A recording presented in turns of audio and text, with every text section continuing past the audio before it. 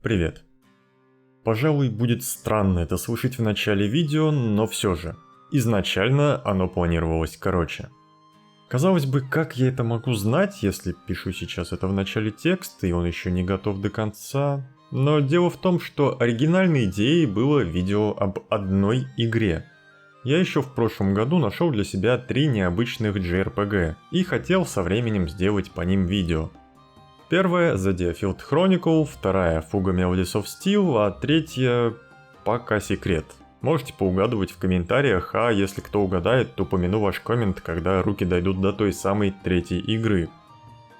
Так вот, это планировалось как видео о Fuga Melodies of Steel, но для меня история создания этой игры оказалась интереснее, чем непосредственно игра.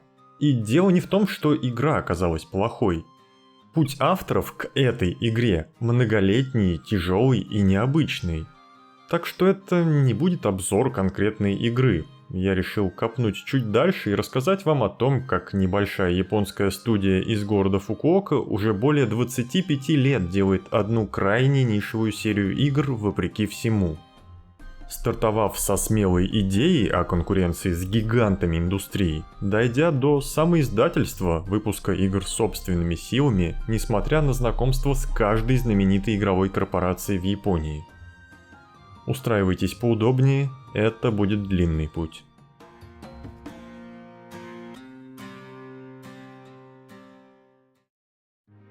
Выпускать 3D-платформер в 1998 году в качестве дебютной игры вашей студии идея, если не опасная, то как минимум спорная. Ведь еще в 1996 году вышло 2 эталонных игры от мастеров жанра: Nights into Dreams для Sega Saturn от Sonic Team и Super Mario 64 для Nintendo 64 от Nintendo. Возможно, именно под впечатлением от этих игр японская студия CyberConnect в том же 1996 году начала разработку собственной игры для первой консоли PlayStation. Издатель нашелся быстро, студия Bandai видела перспективу в проекте и взялась за его финансирование. Для помощи с художественной частью в студию пригласили художника, дизайнера и аниматора Нобутеру Юки. В то время он уже был специалистом по дизайну персонажей и отличился работой над аниме «Боевой ангел Алита» и еще более десятка менее известных аниме. На озвучке тоже не экономили. Участвовала Аска и Каска всея Руси Юка Миямура, Рюсей Накао, он же Фриза из Dragon Ball, голос главной героини нового «Призрака в доспехах» Майя Сакамото, Рётаро Окияо, произносящий культовое в Блич, и другие сэйю. Но при всем этом глобальных планов на игру не было, и релиз планировался только для японского рынка. И он состоялся спустя 2 года разработки в 1998 году. В то же самое время демоверсия игры, полностью на японском языке, попадает в журнал PlayStation Underground Jam Pack. Демка вызвала интерес публики, а из-за этого интерес проявили уже издатели из США. Права на издание бегали из рук в руки и какое-то время даже были в руках Activision, но в итоге в США игру выпустила Atlus USA. Что же подкупало американских издателей? Почему игра не осталась очередным японским эксклюзивом, так и не выходившим за пределы страны восходящего солнца? Самым честным ответом с моей стороны будет... да черт его знает. Да, трейлер предлагал красочный платформер про антропоморфную животину в необычном сеттинге. Двуногие звери пользуются всеми прелестями техники то ли стимпанка, то ли дизельпанка, от дирижаблей до роботов. Возможно, издатели надеялись на популярность жанра стимпанк, кто знает. При этом в 1998 году, то есть в год выхода в Японии, игра вышла во Франции. Но откуда такая любовь к этой стране и какую роль она играет в этой игре, мне выяснить не удалось ни бороздя просторы интернета, ни даже связавшись с руководителем отдела локализации CyberConnect. Геймплейно же перед нами классический 3D-платформер. Особенность игрового процесса в том, что главный герой почти все экранное время закован в полицейский меха-костюм с функцией стрельбы пузырями для обезвреживания врага и функцией подбора предметов, в том числе и довольно тяжелых. И помимо перемещения по уровню, заниматься придется именно этим. Стрелять во врагов пузырями, отлавливать неугомонных котят и сразу же сажать их во встроенный автозак. И кидать в больших врагов, которые не помещаются в автозак, всякие предметы. От ящиков на уровне до бомб, которые сами враги в нас кидают. Есть еще уровень на ракетном ранце, но это разовый аттракцион. Полноценного улучшения робота джетпаком, увы, нет. Сами локации можно повторно исследовать, ибо в игре есть что-то в духе открытого мира. Мы вольны перемещаться между всеми уже изученными локациями на дирижабле. Смысла в этом особого нет, если только вы не захотите найти все обрывки фотографий и собрать альбом в доме главного героя. Помимо этого дома делать, правда, нечего, но иногда по сюжету придется пойти отдохнуть, чтобы открылся путь дальше. Игра проста и увлекательна, хотя простота спорна. В зарубежных рецензиях, что мне доводилось читать, все в едином порыве пишут, что игра слишком легкая, однако мне это кажется странным. Все дело в одном из финальных уровней с прыжками по платформам, где одна ошибка откидывает тебя на начало уровня. Он сделан как идеальный ад для игрока. Сегмент крайне тяжелый из-за не самых простых и интуитивных прыжков, а падение тебя даже не убивает, лишь откидывает на начало, поэтому застрять тут можно навечно, как в аду. Но может просто мой навык по сравнению с игражуром того времени слишком слаб. Кто-то может даже удивиться, что у игры встречаются довольно высокие оценки, но причина на то есть.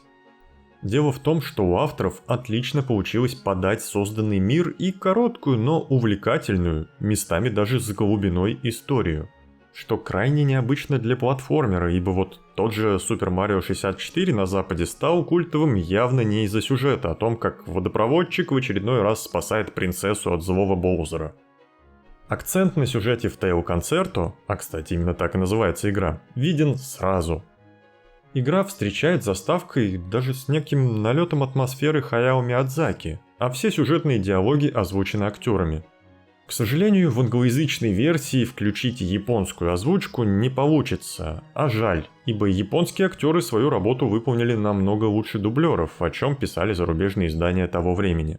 We came here looking for a crystal, but it looks like we found ourselves a princess too. Do you think you can get away with this? Untie this rope. Let me go. Let me go this instant. Oh, pipe down. 結晶石を探しに来てお姫様が手に入るとは思わなかったよね。あなたたちこんなことをしてただで済むと思っているのですか？ほどきなさい。この縄をほどきなさいったら。うるせえぞ。История хвостатого концерта довольно лаконична. Юный полицейский с говорящим именем Вафл вытаскивается начальством из отпуска, так как на город напала банда кошка-детей во главе с кошка-девочками, называющая себя бандой черных кошек. На кошек повлиял их расовый собрат, то есть кот, с тоже неплохим именем Fool, то есть дурак по-английски. Это торговец оружием, решивший поиграть на чувствах кошек. Чувства эти от того, что главные в банде черных кошек – 3 сиротки, и они испытывают противоречивые эмоции, ощущают неравенство. Фул же намекает им, что собаки притесняют котов, и только собрав 5 артефактов кристаллов, можно уйти из-под собачьего гнета и основать государство только для своей расы. На деле же никаких расовых претензий нет, просто Фул – торговец оружием, и ему выгодны воинственные настроения котов. Хотя конкретно сейчас он захотел завладеть ультимативным оружием, железным гигантом, неизвестным артефактом прошлого. Это существо много лет, даже столетий, пребывает в спячке, но его можно пробудить 5 кристаллами, которые как раз собирают черные кошки. В итоге Вафл не столько борется с конкретным материальным злодеем, сколь тушит ненависть котов, периодически сражаясь с ними. Благо у него для этого есть пушка с водными пузырями. И, как несложно догадаться, у истории счастливый конец. Алисия, главная в черных кошках, остывает, когда понимает, что наделала, и даже влюбляется в представителя собачьей расы, то есть в Вафла, с которым, как оказалось, была знакома в далеком детстве. И что характерно, в детстве щенок подарил ей кулон с одним из 5 кристаллов, сам не зная того, что это артефакт для пробуждения гиганта. Вафл же проходит сквозь огонь, воду и медные трубы, знакомится с королем и принцессой, к которой его, кстати, ревнует Алисия, останавливает железного гиганта и буквально забирает Алисию себе домой. И это было неожиданно. В платформере с, не побоюсь этого слова, детской стилистикой увидеть поднятие для кого-то банальных, но важных тем. Тут не просто раскрытие темы бессмысленности расовых неприязней, а показ того, что за вдалбливанием этих мыслей всегда есть выгодоприобретатель. Сами же люди, или в случае игры антропоморфные животные, легко способны сосуществовать в мире, и кроме таких вот дельцов никто и не мешает это делать. Но хоть и лично мне эта тема очень понравилась, и рецензенты того времени хвалили как саму тему, так и усердие авторов, которые раскрывали все это, дебют студии CyberConnect оказался финансовым провалом. Продажи составили всего около 150 тысяч копий, из которых около 97 тысяч пришлось на Японию. Глава CyberConnect дважды лично предлагал издательству Bandai идеи о сиквеле Tale Concerto, но оба раза получил отказ. Вместо этого студию попросили сосредоточиться на создании необычного проекта Dot Hack, тетралогии из 4 игр для PS2, рассказывающих об игре в игре. То есть человек в реальном мире погружался в виртуальный мир игры The World. Это был очень смелый проект, так как игры опирались на выход аниме-сериала Dot Hack Sign. Сами игры разделены на 4 эпизода, и в каждом еще и бонусные DVD-диски с анимационным контентом. Но в отличие от Tale Concerto, тут все получилось, и Dot Hack обрела популярность в Японии, а что важнее для Bandai – коммерческий успех. После успеха Dot Hack Хироси Мацуяма, глава CyberConnect, еще дважды приходил в Bandai с просьбой дать добро на создание Tale Concerto, ибо авторы никак не хотели забрасывать свое дебютное детище. Но вместо этого CyberConnect дали задачу разрабатывать 3D-файтинги по Наруто. И помимо Dot Hack, теперь студия разрабатывала трилогию Наруто Ultimate Ninja. Так продолжалось долгие годы. В 2005 году у студии получилось напомнить в Японии о Tale Concerto. Студия вместе с художником Нобутеро Юки создали персонажа Мамору Кун, и он стал талисманом общественной безопасности в префектуре Фукуока, где расположен CyberConnect. Мамору Кун поставлялся с предысторией, где говорилось о том, что он пришел в Японию из большого мира Little Tail Bronx. Это станет своеобразным названием для серии игр. И, судя по всему, Мамору Кун помог CyberConnect добиться своего. Уже в 2007 году студия анонсировала... не сиквел. Игру Solo to Robo, что дословно переводится с японского как «Небо и робот». Несмотря на название, по анонсу можно было понять, что перед нами, если не продолжение, то игра в том же сеттинге. Двуногие животные на месте, роботы на месте, разве что научный прогресс в игровом мире не стоял на месте, ведь в трейлере встречаются футуристические виды, которых в Tale Concerto не было. С трейлерами получилось вообще необычно, ибо Solo to Robo завоевала рекорд Гиннесса по количеству телевизионных рекламных роликов для одного продукта. Вместо, условно, одного ролика на 25 минут, авторы выпустили 100 роликов по 15 секунд, где максимально коротко нам представляли мир игры и живущих в нем персонажей. Очень символичен тот факт, что Solo to Robo студия CyberConnect хотела выпустить на свое 15-летие. Это был подарок самим себе и тем немногочисленным фанатам, что ждали что-то новое во вселенной, созданной в игре Tale Concerto. И несмотря на то, что игра разрабатывалась эксклюзивно для консоли Nintendo DS, на этом ограничения заканчивались. Solo to Robo сразу нашла издателей по всему миру. В Японии это была Bandai, официальный европейский релиз, куда, кстати, были включены Турция и Россия, состоялся при участии Nintendo, а для США издателем стала Exit Games. Solo to Robo пусть и не сюжетное продолжение Tale Concerto, но здесь видно развитие все тех же идей. Если в хвостатом концерте был перекос в сторону сюжета и мира, а не геймплея, то Соло-Тароба это уже прям совсем про сюжет, персонажей и мир, где геймплей уходит на задний план. Хоть по жанру это как бы экшен с элементами РПГ, но за те почти 20 часов, что уходят на прохождение игры, большую часть времени вы проведете за чтением диалогов. Оформлены диалоги здесь ёмко, в частой смене пары строк, иначе на Nintendo DS это выглядело бы не очень. И я сейчас, наверное, противоречу сам себе, но уже в этом плане Соло-Тароба не особо продолжает идеи концерта, ибо озвучки диалогов нет. Персонажи восклицают некие фразы на французском, но не более того.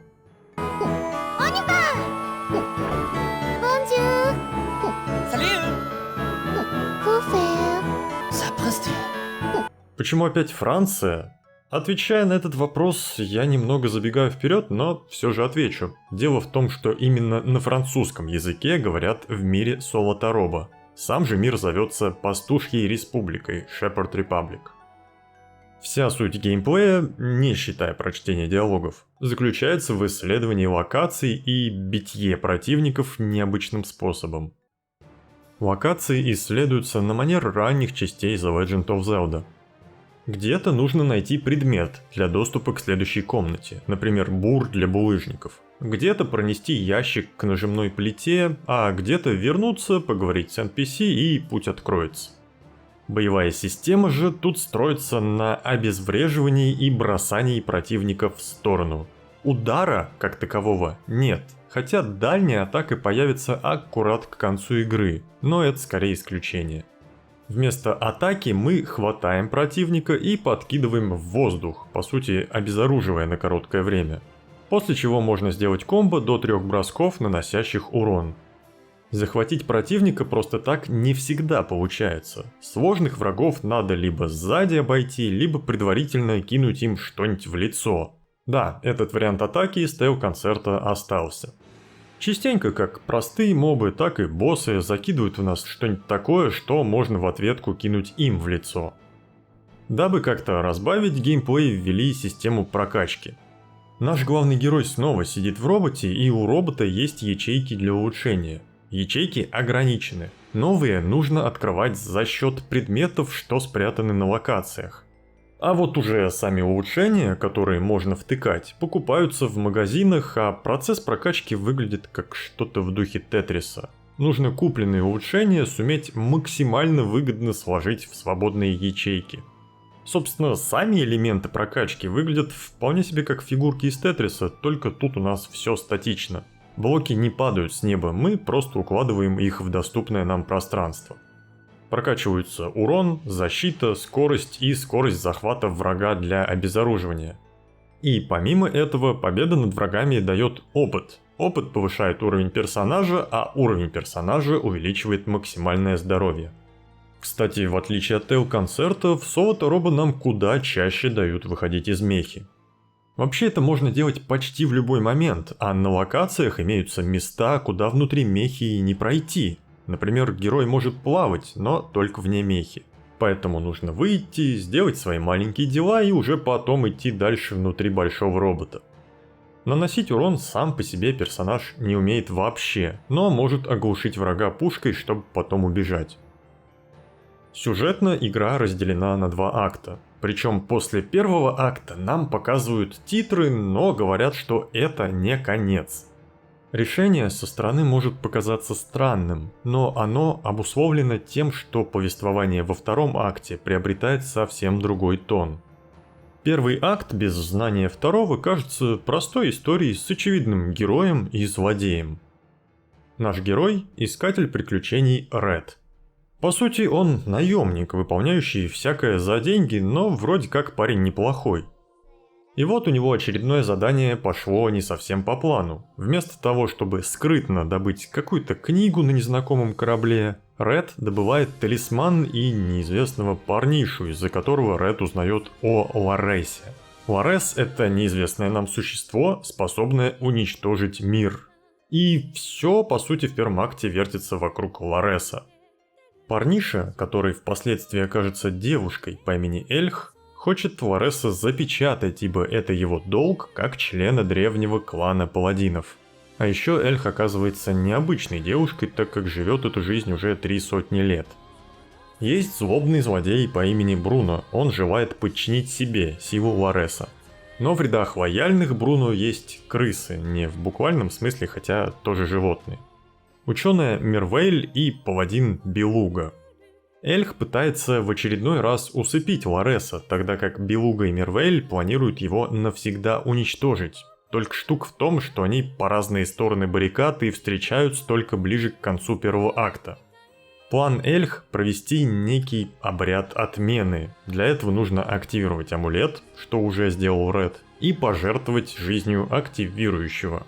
Естественно, Реду об этом знать не обязательно. Но, к счастью для него, Эльх какое-то время путешествовала с Редом и в финальный момент все же не смогла его убить. Вот только тут же ее схватил Бруно и использовал в качестве наживки. Несмотря на то, что Эльх попыталась убить Реда, он все же пошел ее спасать, так как подружился с ней, да и ее мотивы ему понятны. Осуждать ее за попытку спасения мира ценой одной жизни он не смог. В итоге Ред приходит к Бруно, Бруно получает мощь Лареса и приходится его побеждать. У Реда это получается, только он на время стал человеком, но не суть. Главное, что все живы, злодей повержен, а нам показывают титры и да, говорят, что это не конец. И вот уже во втором акте у всей истории появляется такая глубина и столько всяких нюансов, что разбор этого мира и его особенностей занял бы очень много времени, поэтому ограничусь поверхностными данными. Мирная жизнь Реда и его друзей нарушилась появлением Неро и Бланк. Это некие гибриды, и они служат человеку по имени Байон. Таким же гибридом оказался и Ред, но его создание прошло с дефектами, из-за чего его могли либо уничтожить, либо отправить в освояси. Ученая, что создала его, оставила ему жизнь и выдала меху. И этой ученой была та самая Мервейль, что помогала Белуге уничтожить Лареса. Об этом рассказывает она сама, как раз после того, как появились другие ее дети, то есть Неро и Бланк, которых также создала Мервейль. Второй родитель гибридов – Байон. И дело в том, что Байон хочет вернуть Пастушью Республику на Землю, буквально на планету Земля. В мире Солота Роба была планета Земля, где жили люди, обычные, без шерсти и других кошачьих-собачьих особенностей. И эти люди открыли некую технологическую силу под названием Джуно.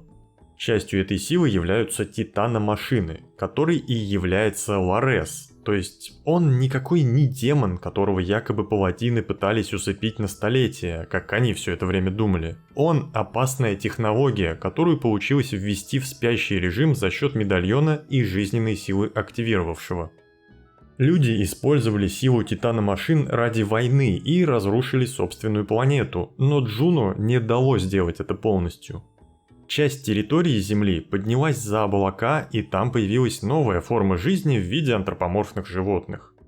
В теории когда-то в будущем должно было настать время, чтобы вернуть эту часть Земли назад, и некий проект кода создан как раз для этого. Но зверолюди случайно пробудили Байона раньше времени, и тот посмотрел вокруг, разочаровался и решил уничтожить все нахрен, ибо использование проекта кода раньше времени попросту уничтожит живые организмы после спуска на Землю. Реду в итоге предстоит научиться контролировать свои силы гибрида, дабы суметь остановить сначала Неро и Бланк, а затем и Тартароса. Тартарос — это титаномашина, ответственная за исполнение коды. Ценой убийства своих братьев и биологического отца Ред спасает Пастушью Республику. Все счастливы, Эльх больше не бессмертный и сможет прожить оставшуюся жизнь с Редом. В чем же отличие от первого акта, спросите вы? Основной мотив этой сюжетной части в личности Реда, а не в его дружбе с Элли и прощении. История теперь о том, что не все вокруг совершенны, и если ты не идеальный по каким-то там параметрам, как Ред в сравнении с гибридами Неро и Бланк, то это не значит, что ты хуже и у тебя ничего не получится. Этот мотив подан не в лоб, а аккуратно, но при этом так, что поймет в принципе любой играющий. А фоновая же история о погибшей земле, где люди войной разрушили то, где могли жить в мире, добавляет эмоционального окраса происходящему и интереса в целом.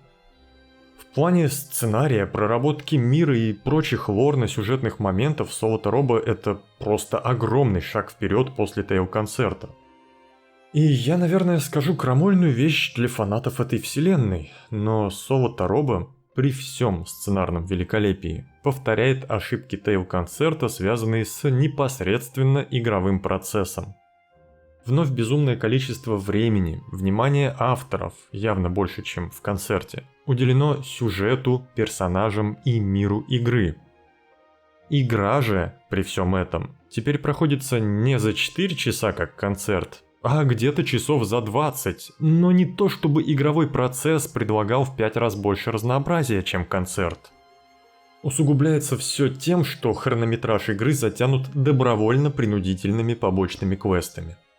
Если верить Википедии, в игре всего 83 квеста. И по моим скромным ощущениям, как будто около 55 квестов это сайд-квесты.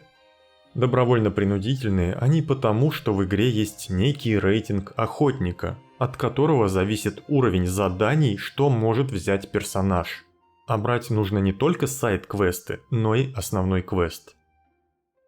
Рейтинг охотника повышается за счет сюжетного квеста и прохождения побочек, но только за счет сценарных заданий пройти игру никак нельзя, их мало. Из-за чего по факту есть лишь два выбора, о которых вы сразу не узнаете. Первый выбор — это сразу по мере появления побочек бежать их выполнять. Второй выбор — дождаться, когда упретесь в потолок рейтинга охотника и пойти зачищать все имеющиеся побочки, чтобы увидеть историю дальше. Какие-то сайд-квесты добавляют информации к миру игры, но не все. Там есть и фан-сервисные задания, которые не будут интересны каждому игроку. Есть целая цепочка заданий, связанных с Вафлом и Алисией. Есть бои на арене, где среди зрителей появляется принцесса из Тейл-концерта, и есть еще десятки подай-принеси с сомнительной ценностью. Само наличие этих заданий как дополнительного контента является скорее плюсом, чем минусом, но когда тебя заставляют их проходить, из-за чего проседает повествование, то это уже плюсом не назовешь. Все же побочные квесты, на то и побочные, чтобы у игрока был выбор. Здесь же авторы явно хотели, чтобы большую часть заданий игрок увидел и спас шахтеров, побыл охранником у поп-звезды, поучаствовал в викторине, нашел сбежавших деток из приюта, помог молодым любовникам, нашел записки погибшего отца и, конечно же, потаскал ящики на нажимные панели и зачистил локацию от врагов, ведь игроку этого так мало в основном сюжете. Это, кстати, не значит, что во время поиска сбежавших деток не придется драться, просто есть буквально квесты, где все, что нам надо, это переложить ящики или побить врага. Парочка оригинальных активностей, это рыбалка и гонки на самолетах, могли бы разнообразить погоню за пресловутым рейтингом охотника. Но эти задания можно пересчитать по пальцам одной руки, при этом парочка таких заданий поиздевательски дает 0 очков рейтинга охотника. В итоге Соло Тароба даже игровые СМИ того времени описывали как очень неровную игру.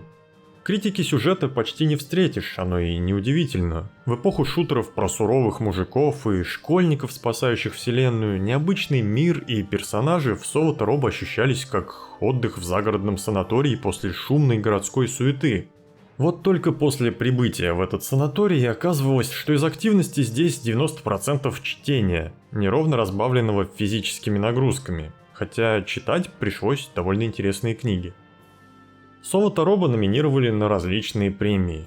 Игра года для Nintendo DS, лучшая приключенческая игра, лучший сценарий, но победителем в своих номинациях она так и не стала.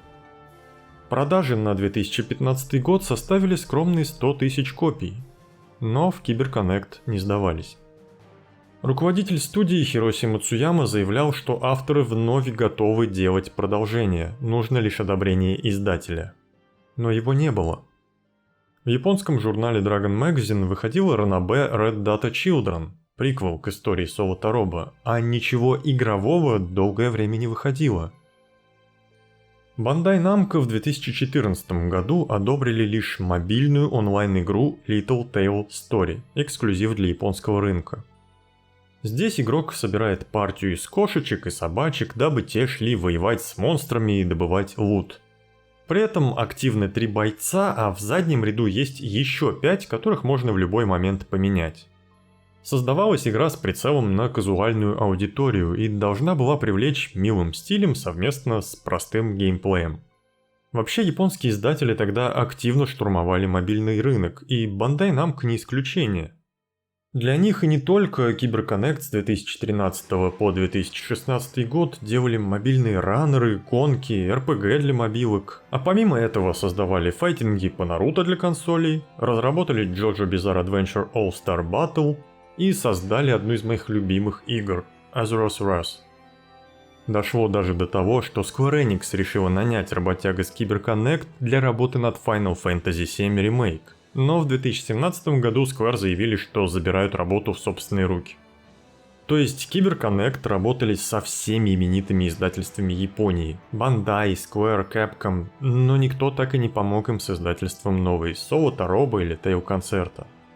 Однако в студии все еще любили свое дебютное детище и не могли от него отказаться. Поэтому решено было сделать все собственными руками. Накопить денег на разработки очередных 3D-файтингов по аниме, будь то Клинок Демонов или Dragon Ball, и, наконец, в 2019 году студия сообщает, что своими силами издает нечто под названием «Трилогия о возмездии». Это 3 разных игры, объединенные общей темой мести и созданные небольшими внутренними командами разработчиков. Это разные игры абсолютно разного жанра.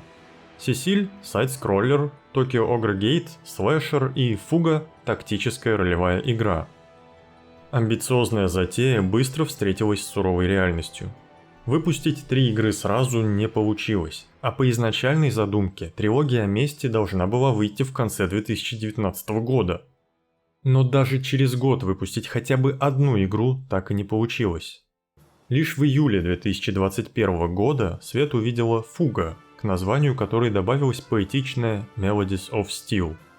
Остальные же 2 игры на момент выхода этого видео так и остаются в разработке уже более 5 лет. Хотя, в разработке ли? Последняя новость об этих проектах была в 2020 году. Тогда сообщалось, что конкретные команды разработчиков не назначены, но игры все еще создаются, просто поэтапно. А по мере продвижения будут появляться новости. Что ж, все еще ждем. Смелости анонсировать 3 игры сразу у CyberConnect хватило. Средства же у студии, привыкшей работать с издателями, были ограничены, и где-то произошел просчет. Значит ли это, что Фуга стала тем единственным, на что удалось наскрести, а остальным играм не хватило бюджета? Игра таковой не выглядит, хотя экономия, как минимум в визуале, ощущается. Фуга — это авторский взгляд на классический JRPG с пошаговой боевой системой. Визуально битвы выглядят иначе, чем в классической JRPG, но это они. Традиционные японские стенка на стенку с выбором либо обычного удара, либо магии, либо использования предмета, либо защиты. Мы управляем как бы бойцом, но это оператор орудия у огромного танка. При этом от выбора бойца зависит тип этого орудия – пулемет, гранатомет или пушка. Все ходят по очереди, но очередь можно изменить. У врагов есть для этого собственные навыки замедления, а мы, в свою очередь, можем замедлить врага, если ударим нужным типом оружия. Помимо этого, у некоторых врагов есть уровень брони. Его можно, я бы даже сказал, нужно уменьшить специальными навыками конкретных бойцов. Если же этого не делать, то ковырять вражину придется долго. Если бы я придерживался изначального плана на видео и делал его по одной игре, то раскрытие каждого элемента геймплея дало бы примерно такой же объем материала. Серьезно, тут тебе и механика парных атак, и мирные передышки с возможностью рыбалки, выращивания огорода, готовки пищи, прокачки, общения и походы в экспедиции. Поездки в город между главами для обмена ресурсов, множество статус-эффектов, которые надо учитывать в бою, а для битв доступно 12 персонажей, из которых можно формировать пары. Каждая пара дает уникальное сочетание в бою, так как атака основного бойца дополняется пассивкой напарника. А сам атакующий боец может войти в героический режим, снова уникальный для каждого персонажа, и режим этот зависит от настроения, которое можно контролировать, выполняя задачки в перерыве. Это огромное разнообразие, и оно стало неожиданностью. Если про Tale-концерты и Соло Тароба можно сказать, что текстовая часть преобладает над геймплейной, то про Фугу такого уже не скажешь. Потому что геймплея много, и для жанра JRPG он разнообразен. Есть свои минусы, ибо местами страдает баланс, потому что, например, одни пары бойцов намного сильнее других, но все же, чтобы понять и дойти до этого, игру придется изучать, и делать это любителям жанра будет интересно. Получается, теперь геймплей преобладает над сюжетом? На мой взгляд, да.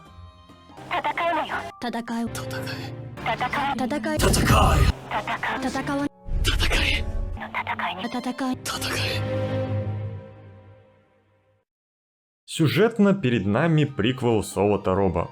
Человечество уже погибло и стало зверолюдьми. Та часть Земли, что некогда была Германией, развязывает жестокую войну ради могущественного артефакта, что сокрыт под землей некогда Франции. Во время войны берманцы, ныне Германия зовется Берманской империей, нападают на маленькую деревушку, из которой успевают спастись 6 детей. Неизвестный голос ведет их в пещеру, где спал могущественный танк. Знакомые с Соло Тароба могут подумать, что это титаномашина, но это не совсем так. Таранис, так называется танк, создан людьми как раз для того, чтобы противостоять титаномашинам. На этом танке детям предстоит сначала спасти свои жизни, а потом освободить родителей из берманского плена, и более того, придется выиграть войну. Ведет их неизвестный голос, который со временем обретет не совсем физическую, но все же форму. Это искусственный интеллект по имени Жанна. Человеческий эксперимент по созданию искусственного интеллекта на основе технологии Джуно из Соло Тароба. Создана она была специально для танка Таранис. Зверонемцы же планируют пробудить мощную титану-машину Ванаргант. Из-за нее в свое время и было уничтожено человечество. Но на деле немцев ведет тот же голос, что и детей. Личность Жанны расщепилась, и одна ведет немцев, дабы те пробудили злобную титану-машину, а вторая ведет детей, чтобы Жанна руками детей могла бы победить Ванаргант. Да, мотив специфичный, ну а что вы хотели от искусственного интеллекта? Но это все уже скорее глубины сюжета. На поверхности же дети на войне, которым еще и приходится сидеть в танке с пушкой, стреляющей человеческой жизнью. Мы что, еще шмальнем ребенком? Да, у танка есть бомбарда души. Пушка, убивающая врага за один выстрел, но ценой этого выстрела станет жизнь стрелявшего. На мой скромный взгляд, у этой пушки есть проблема, и она в том, что если бы не скриптовая сцена в начале игры, то вы бы могли и не узнать об этой пушке, потому что игра спокойно проходится и без нее. Наверное, ее использование, которое как раз вот скриптово показано в начале игры, может кого-то шокировать. Осталось 5 выстрелов! Но не знаю, меня больше шокировала делюкс-версия игры с купальниками для персонажей. Ну, для тех самых детей, что на войне, а?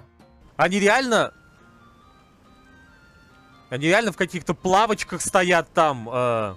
И чтобы вы о бомбарде не забыли, Жанна будет напоминать о ней в каждом босс-файте, если здоровье танка упадет до определенного состояния. На самом деле, надо скорее напомнить о том, что можно сожрать большую хилку или применить ремонтный навык персонажа и продолжить битву? Нет, это ни в коем случае не мусорная механика, но для знакомых с JRPG она, мягко говоря, не обязательная. А вот если вы играете в этот жанр впервые, то да, у вас вполне может возникнуть ситуация, где бомбарду все же придется применить. Причем мне вот нравятся подобные геймплейные механики, когда игра, знаете, манит тебя использовать что-то, что упростит тебе жизнь, какую-то демоническую силу, а потом наказывает. Например, в игре Hunted the Demon's Forge был досадный для многих момент, когда, испив демонической жижи в одном из моментов, ты получал плохую концовку. Такое авторское решение из-за одного использования загубить всю концовку, оно реально шокировало, оно было неожиданным, но ты при этом понимал, за что ты поплатился. А вот показать в начале игры, что ты можешь убить любого босса одним ударом. Просто вот закинь маленького звереныша в печь. Ну, как-то это не самый элегантный прием, слишком уж в лоб в сравнении с аккуратными подтекстами в Tale Concerto и Solo Taroba. Это не делает игру хуже предыдущих, она просто другая, и своего игрока она нашла. Хоть игрока и не массового. По словам авторов, Фуга разрабатывалась 3 года, и на разработку ушло 372 миллиона йен. Игра вышла исключительно в цифровом виде, поэтому данных о проданных копиях нет. Есть лишь отчет о заработанных 120 миллионах йен за первые 3 месяца после релиза. Но судя по тому, что 11 мая 2023 года вышла Fuga Melodies of Steel 2, авторы нашли средства продолжать. Игра вновь вышла своими силами, никакие сторонние издатели не помогали. И если в 2019 году CyberConnect анонсировали трилогию о возмездии, то теперь уже точно известно, что Фуга станет трилогией. Об этом сообщил креативный директор студии. При этом до выхода второй Фуги авторы выпустили для Bandai Namco переиздание JoJo Fighting из 2013 года JoJo Bizarre Adventure All Star Battle R. А также скоро выйдет Naruto X Boruto Ultimate Ninja Storm Connection, разработанный CyberConnect. Фуга же без помощи издательств распространяется силами сарафанного радио. Благодаря этому древнему устройству я сам об игре и узнал. Это было интересное и необычное знакомство. Мне сходу трудно припомнить другую игровую серию, состоящую из игр разного жанра. А чтоб еще и после финансовых неудач разработчики на собственные деньги выпускали дальнейшие проекты, такого точно не припомню. Да, это были игры не без минусов, но авторы развивались и делали работу над ошибками. Вот только это, к сожалению, не всегда приводит к финансовому успеху. С другой стороны, нужен ли CyberConnect этот финансовый успех? Студия вот уже 25 лет успешно делает игры по лицензии и тихонько работает над своим собственным игровым миром. Уже даже больше, чем игровым, ведь по Solo Taroba есть огромные артбуки с дополнением к созданной вселенной, а по Фуге выходят небольшие анимационные ролики Fuga Comedies of Steel. 25 лет нести серию на руках энтузиазма – это сильно. Конечно, да, есть фанаты этого мира, и они всегда поддержат CyberConnect, но будем честны, их не так много, чтобы любимый мир авторов смог еще и приносить стабильный доход на уровне очередного файтинга по популярной аниме-франшизе. Такая любовь к своему творению меня впечатлила. Часто можно увидеть скорее обратные истории. Например, вот не так давно авторы Saints Row посмеивались над критикой последней части, в том числе от фанатов серии, которые не были довольны тем, во что превратили их любимый проект. Но судьба так повернулась, что теперь кто-то посмеивается над тем, как студия просуществовала 30 лет и закрылась на провальном перезапуске. А в CyberConnect, несмотря на работу с именитыми издательствами, сохраняется ламповая атмосфера. Авторы общаются с фанатами в соцсетях, делятся рисунками от поклонников и даже заходят на фанатские дискорд-сервера. Надеюсь только, что они не забудут о других своих проектах и успешно релизнут Tokyo Ogre Gate и Сесиль. Если все же эти игры выйдут, то мы еще поговорим о работах CyberConnect. Или же я наконец найду в себе силы сделать видео по гневу Асуры. Но вот на сегодня у меня все. Не забывайте подписаться на канал, если еще этого не сделали, или оставить лайк, если видео вам понравилось. Большое спасибо всем досмотревшим, а Максиму Яковлеву и другим подписчикам с Boosty моя огромная благодарность за поддержку. Всем добра и до скорой встречи.